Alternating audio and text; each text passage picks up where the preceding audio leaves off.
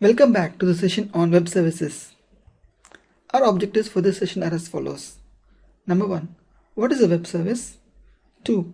Web service terminologies, the SOAP and WSDL. 3. Understanding WSDL. 4.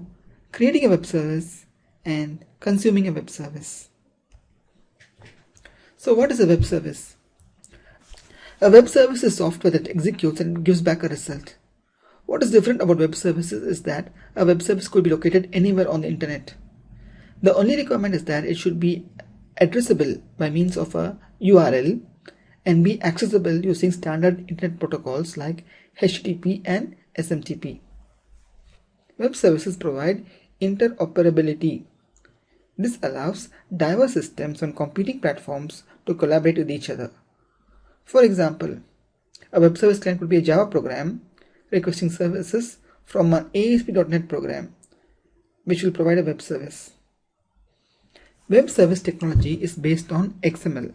Since XML is a way of representing data in a language-neutral manner, using web services allows us to consume and provide services to practically any program executing on any platform that supports XML and standard protocols like HTTP.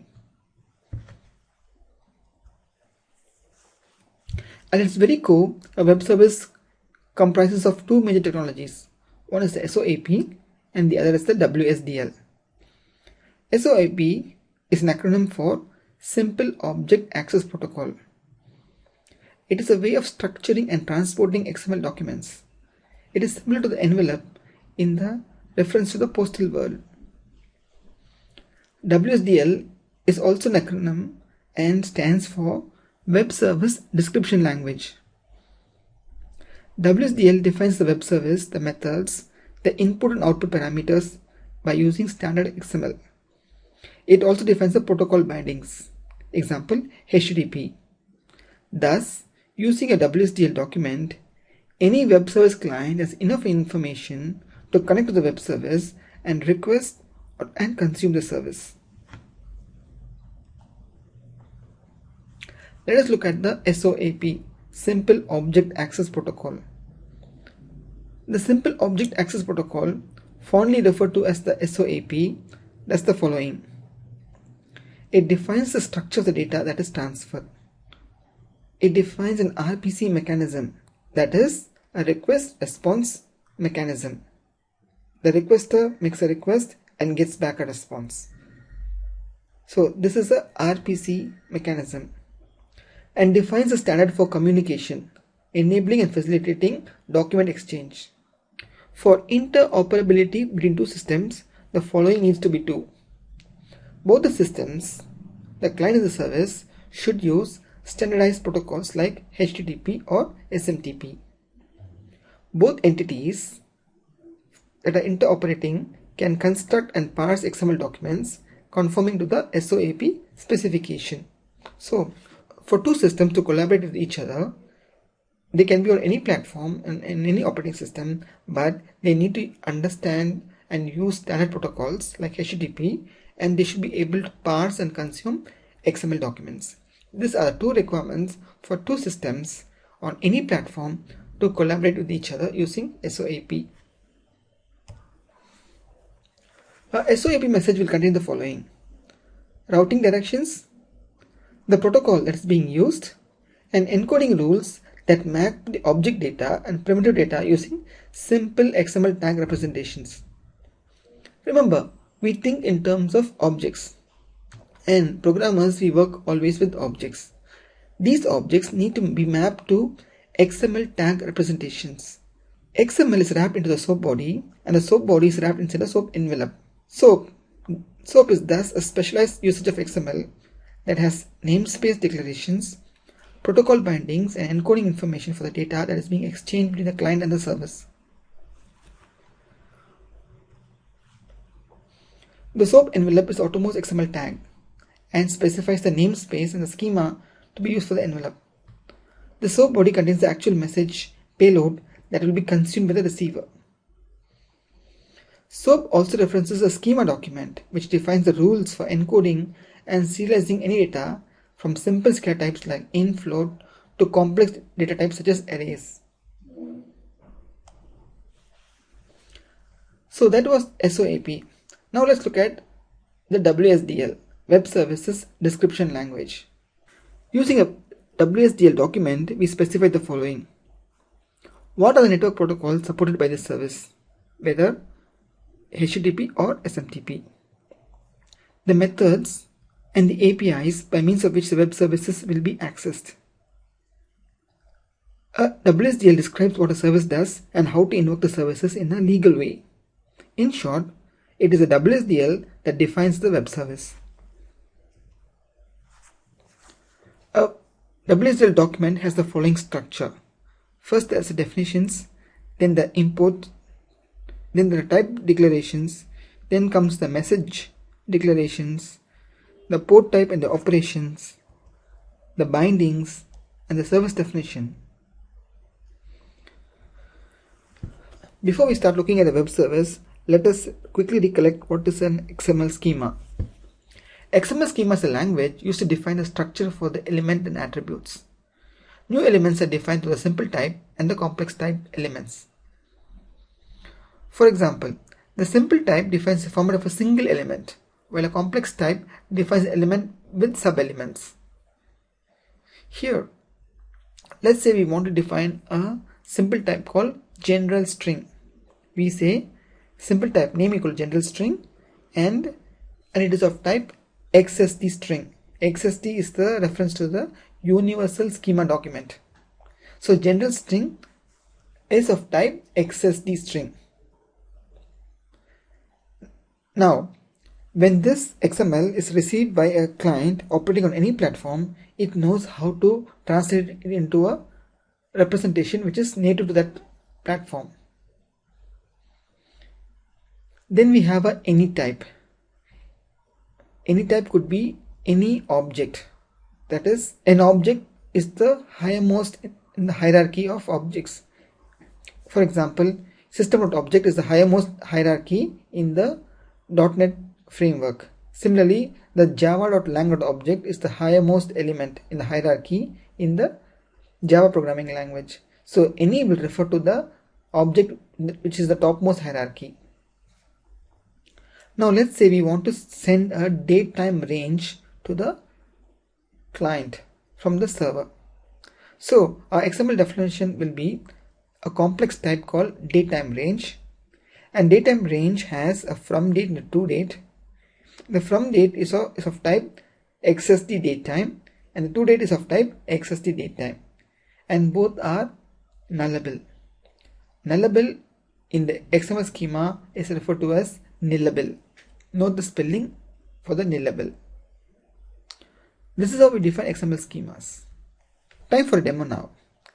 Please download the source from the portal as a zip archive and extract to a local folder.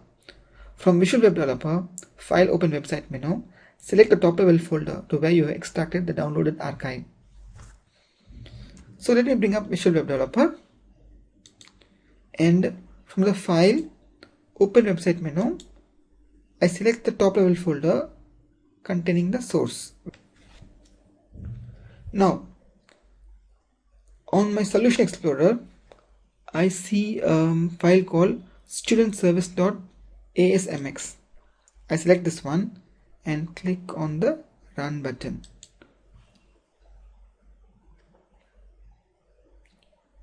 Okay, now on my web browser, I see a definition for student service, and then there are 3 different methods.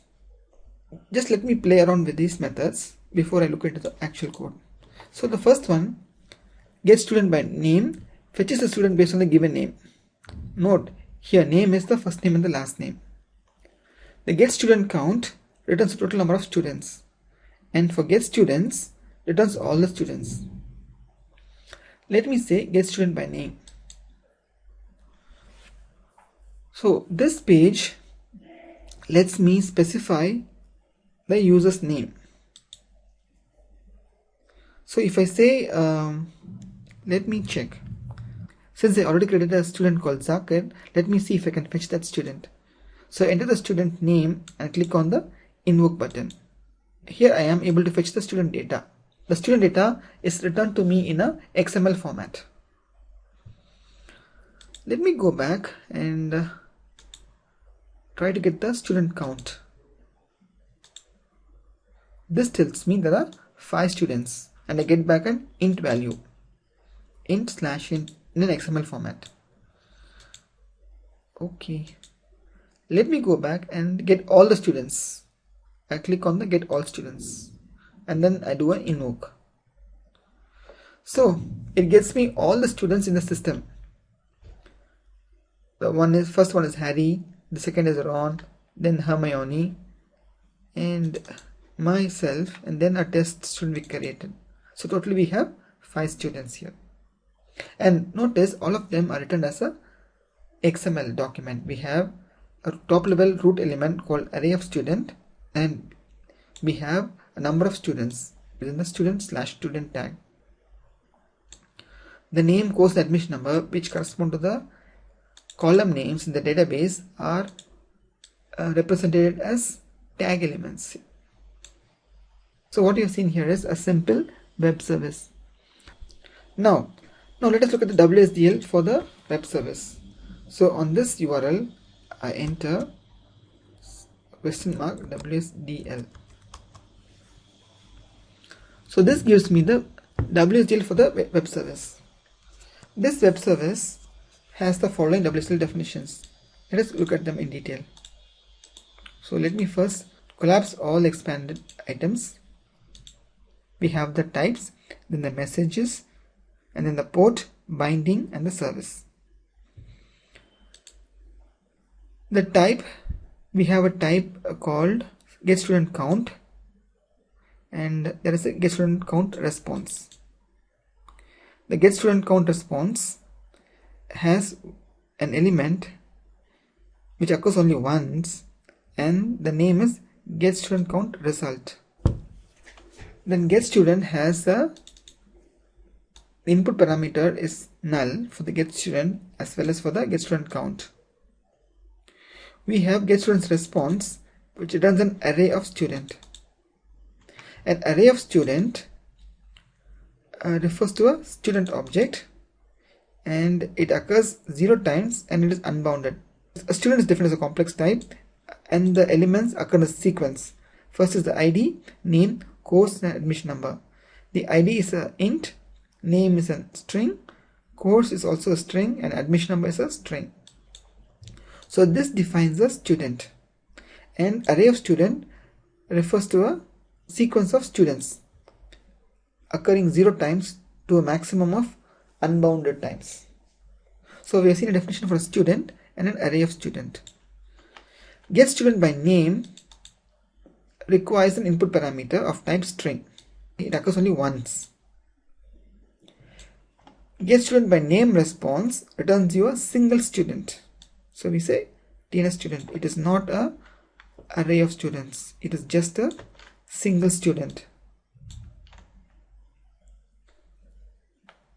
So here is how we define all the types, and these types get referenced in the messages.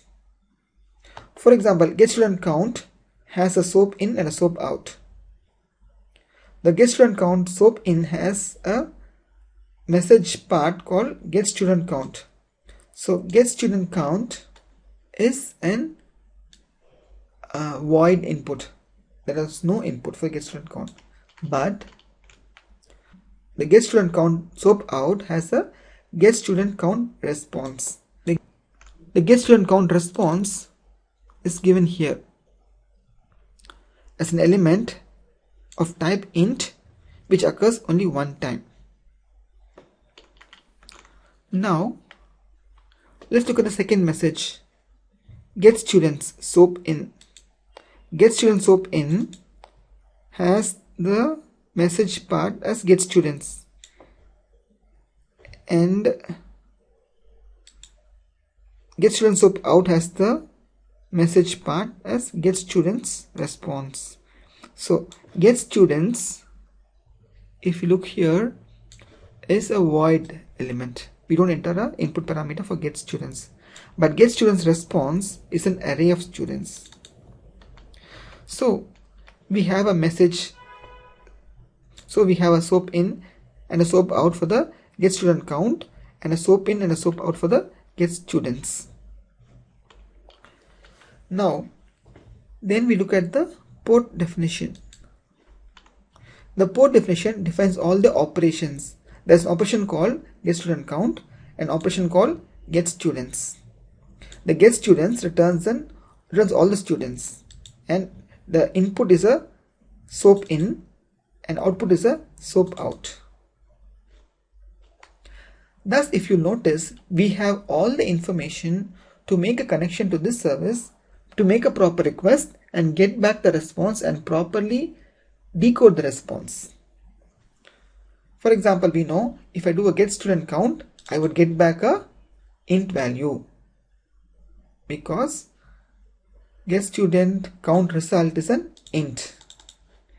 If I do a call to getStudents method, I need to specify getStudentSOAPIn, which is a void, and then getStudentSOAPOut, getStudentSOAPIn, which is a void, and getStudentSOAPOut, which is a getStudentsCount response. So I know I do an operation on getStudents, I will get a getStudentSOAPIn, which is a void, and a getStudentSOAPOut. The getStudentsSOAPIn is a void, and a getStudentSOAPOut is a getStudents response. The getStudents response is defined in the types as getStudents response is an array of student. An array of student is a sequence of students which occurs 0 times to a maximum number of times, and the student is given by ID, name, course and admission number. ID is the int, name, course and admission number are of types strings. Thus we have all the information required to make a connection to the server and to properly decode the response from the server. And then finally, the service element defines the location where the service is available. Thus we have a complete web service definition using the WSDL. Now, how to create a web service? From the Solution Explorer, right click and select Add New Item, and scroll down and select a web service. So it creates a web service with the extension .asmx. So I leave the default name which has been chosen for me by Visual Web Developer, and I say add. So what it does is it creates a file called webservice.asmx, and the code behind file is given under appcode/webservice.cs. So there are 2 files which are actually created. One is an ASMX file and a CS file. The ASMX file has just a single line declaration. It defines the language for the web service and where the code file is located. Let us look at the webservice.cs, which is created for us. No argument constructor, and then there is a method called hello world which returns a string. This method hello world is a web method, meaning this is a web service method. So let us select this file webservice.asmx which we created and click on the run button. So this is web service, and then it supports the operation called hello world. I click on this and I do an invoke. It just say hello world, a string called hello world. This is how we define a web service. So once we define the web service, we can add code to the class. If you want to expose another method as a web service, all you have to do is public string greeting, for example, and then say string name, return hello plus name. all I need to do is I need to specify this as a web method. I would say this as a web method. And now let's save this and stop this one. Let me select webservice.asmx and click on the run button. Now there are two operations. Let's just click on the greeting. Since we taken an input value, it gives me a text box now. Let me say, and I do an invoke. It returns me hello, my name with a hello. So this is a very simple web service. So what you have seen here is we have seen how to create a web service and how to add web service methods. In an example, student servers.asmx, what we have done here is we have defined the asmx file, and then on the student servers.cs file, we have actually gone to the database and fetched the data. We have studentdb.cs file, which we used from the previous examples. And in the student service.cs, what we do is we have a method called getStudentCount, which returns the studentdb's select total student count. And then there is a web service method called getStudents, which returns an array of student. The implementation for this is studentdb.getStudents.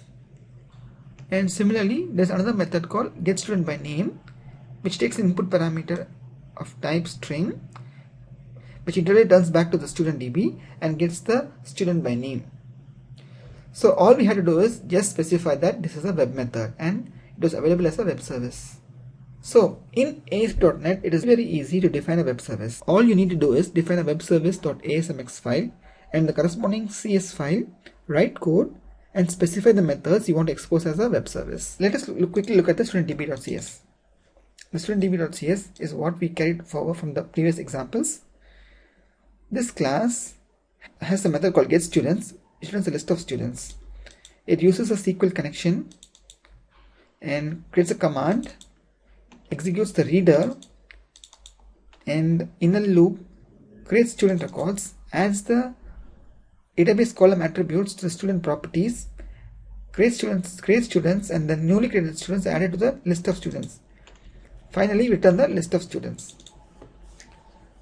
Same thing we do for the other operations. GetStudentByName, we create a SQL string with a where clause and pass the name which is received to the function. Create a reader, create a student object, and then return the object. So what you've seen so far is how to define a web service, how to write code for a web service, expose methods as a web service using the web method attribute, and then use the web service method to actually make calls to the database to fetch and operate on data. So okay, now let us see how to consume a web service. Let me run this web service one more time, and let me go to student service.asmx file. Okay, so this is my web service URL. Let me copy this one. So now what I'm going to do is I'm going to open up Visual C# Express and I create a file, new project. I'm going to select a console application. The idea here is from this console application I'm going to access the web service. The web services is running in a separate process. This program, which is going to be the client, is going to run in a separate process, and these processes are going to talk to each other. Application, console application, and do a add service reference, and then I paste the URL of my web service. Remember we said that a web service executes somewhere on the internet but must be addressable by means of a URL. This is the URL for my web service now. I click on go. It tells me that one service is found at this particular address and it gives it a namespace to refer. So I say OK. So now my C# console application has a reference to the web service. So let us add some code.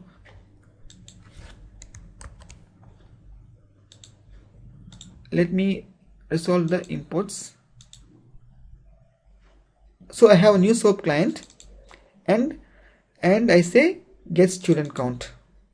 I'm going to print the number of students in the remote server. Then I'm going to get all the students, and for each of the students I'm going to print them on the console.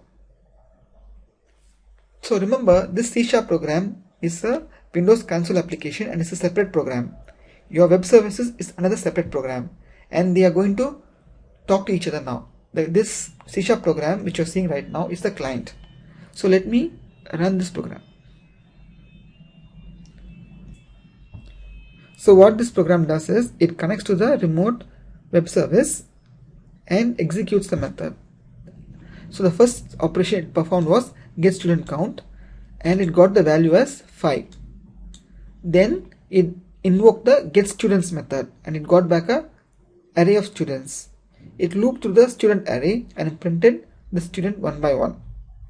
And these are the students in our database now. So this is a simple example of how to use a web service, how to consume a web service. The most important point to remember here is your web service could execute anywhere in the internet, could be in a different country altogether, and still you could consume the web service by means of knowing the URL and the WSDL. Similarly, your client application could also execute in some other remote place, not on your desktop, and they could still collaborate with each other to get the service. Your web service could execute anywhere in the world and still be accessible just because it uses SOAP and WSDL and is addressable by means of a URL. So this is what we saw in the WSDL definition. We saw definitions element, we saw the namespace and the types element. Then there was a message element and a part sub element. The message element had a SOAP in and a SOAP out, and get student count response were defined in the types. The get student count was an empty declaration, and the get student count response was an int value which occurs only one time. The port element specifies the operation available at this web services. These are the methods that we define using the web method attribute. The operation specifies the name of the action. The input message is specified by the input element, and the output message is specified by the output element. For example, get students is the operation. The input message is get students SOAP in, and the output message is get students SOAP out. Then we have a binding definition, and here we specify that the protocol binding is HTTP. The service element defines a group of one or more access points. It tells us the location of the server. And we saw a sample WSDL file. So how to create a web service? Using Visual Web Developer, we create a new website, and from the Solution Explorer, we select the website, right click and say add new item and select web service. We specify a name for the web service, and this will create a ASMX file for us with the code behind file. For example, if we had specified the web service name as student service, we have a class called studentservice.cs and a public method, public string hello world with an attribute as web methods already defined for us. So the first step to building a web service is to write a class with a few methods. Since the web service is built on XML standards, there is a limitation on the data that the web service can accept in the form of parameters and return values. The following data types are supported for web services and the return values. All primitive data types, integers, float, double, long, etc. Array types, custom objects. The only requirement is all the public members and properties must belong to one of the standard primitive data types. We can use XML nodes and datasets as well. To expose a method as a web service, we need to add the web method attribute to it. Create a .asmx file that will expose the web service and define the entry point for the client.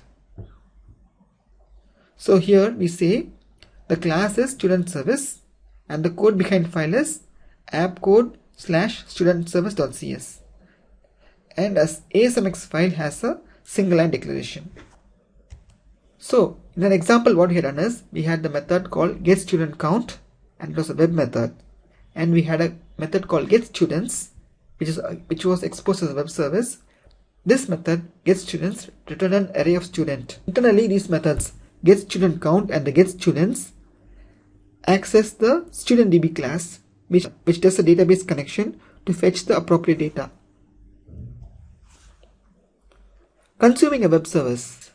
Let us use Visual Studio 2010 Express to create a console application, and on the Solution Explorer, select the console application, right-click and select Add Service Reference. Specify the URL of the web service. This will generate the WSL proxy and import the necessary classes for your project. To access the web services, here is what we need to do. We just need to instantiate the SOAP client, and then once the SOAP client is instantiated, we call the methods on the SOAP client. In this example, we call the getStudentCount and then the getStudents. The getStudents method returns an array of students, so we loop through the array and print the contents of the array one by one. Here's a summary of what you've seen in the session.